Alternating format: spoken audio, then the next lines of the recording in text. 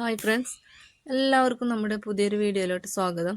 ഇന്നത്തെ നമ്മുടെ റെസിപ്പി എന്ന് പറയുന്നത് നല്ല ടേസ്റ്റി ആയിട്ടുള്ള ഹെൽത്തി ആയിട്ടുള്ള റെസിപ്പി കേട്ടോ. ഇത് പനയുടെ പൊടി കൊണ്ട് നമ്മൾ ഉണ്ടാക്കിയിട്ടുള്ള റെസിപ്പിയാണ്. അധികം ആരും ഉണ്ടാക്കാത്ത നല്ല ഹെൽത്തിയും ടേസ്റ്റിയുമായിട്ടുള്ള റെസിപ്പി കേട്ടോ.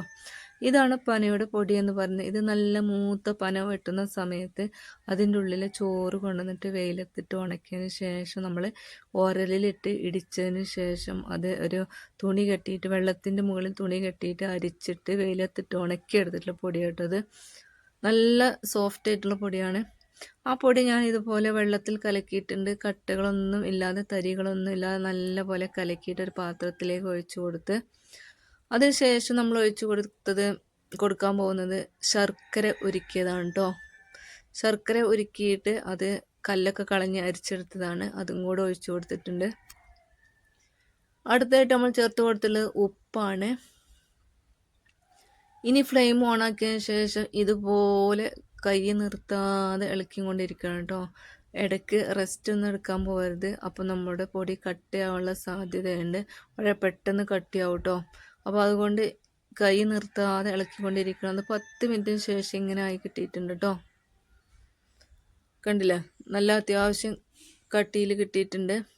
ഇത് ഞാൻ അല്പം സമയം സംസാരിക്കാൻ വേണ്ടി പോയത് കാരണം കുറച്ച് കട്ടായിട്ടുണ്ട്. എന്നിട്ട് വീണ്ടും നമുക്ക് ഒന്നും കൂടി കുറുക്കിയെടുക്കണം. എന്നിട്ട് നമ്മൾ ഹൽവയൊക്കെ വെട്ടി കഴിക്കുമല്ലോ, അതുപോലെ വെട്ടി കഴിക്കാൻ പാകത്തിലാക്കിയെടുക്കണം കേട്ടോ. അപ്പോഴാണ് നല്ല ടേസ്റ്റ്. ഈ സമയത്ത് തേങ്ങാപ്പാൽ ഒഴിച്ചു കൊടുക്കാം. നമ്മുടെ സാദാ പാൽ, പശുവിൻ പാൽ ഒഴിച്ചു കൊടുക്കുകയൊക്കെ ചെയ്യട്ടോ. നെയ്യ് ആവശ്യമുള്ളവർക്ക് നെയ്യ് ഒഴിച്ചു കൊടുക്കാം. ഞാനിപ്പോൾ ഇതിലൊന്നും ചേർത്ത് കൊടുക്കുന്നില്ല കേട്ടോ. അപ്പോൾ നമുക്ക് ഇതുപോലെ കിട്ടിയിട്ടുണ്ട്. അത്യാവശ്യം കട്ടിയിൽ തന്നെയാണിത്. ഇതിലേക്ക് നമ്മൾ അല്പം അണ്ടിപ്പരിപ്പും മുന്തിരിയും കൂടെ നെയ്യിൽ വറുത്തിട്ട് അതും കൂടെ ചേർത്ത് കൊടുക്കുന്നുണ്ട് കേട്ടോ. എന്നിട്ട് ഞാൻ ഇതുപോലെ ഒരു പരന്ന സ്റ്റീൽ പാത്രത്തിലേക്ക് ഒഴിച്ചു കൊടുത്തിട്ടുണ്ട്. ഇനി ഇതിപ്പോൾ നല്ല ചൂടാണ്.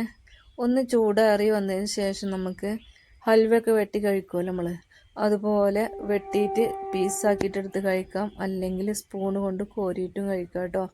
നല്ല ടേസ്റ്റാണ് കഴിക്കാൻ. അതുപോലത്തെ നല്ല ഹെൽത്തിയാണ്. കുട്ടികൾക്കൊക്കെ ഇഷ്ടപ്പെടുന്ന നല്ല ഒരു ടേസ്റ്റാണ് ഇതിനുള്ളത്. തേങ്ങ ചിരവിയത് ഇഷ്ടമുള്ള ആളുകൾക്ക് തേങ്ങ ചിരവിയതൊക്കെ ചേർത്ത് കൊടുക്കുക കേട്ടോ. അപ്പോൾ ഇതാണ് ഇന്നത്തെ നമ്മുടെ റെസിപ്പി. നല്ല സൂപ്പർ റെസിപ്പിയാണ്. ഇഷ്ടപ്പെട്ട ചാനൽ സബ്സ്ക്രൈബ് ചെയ്ത് സപ്പോർട്ട് ചെയ്യാൻ മറക്കരുത്.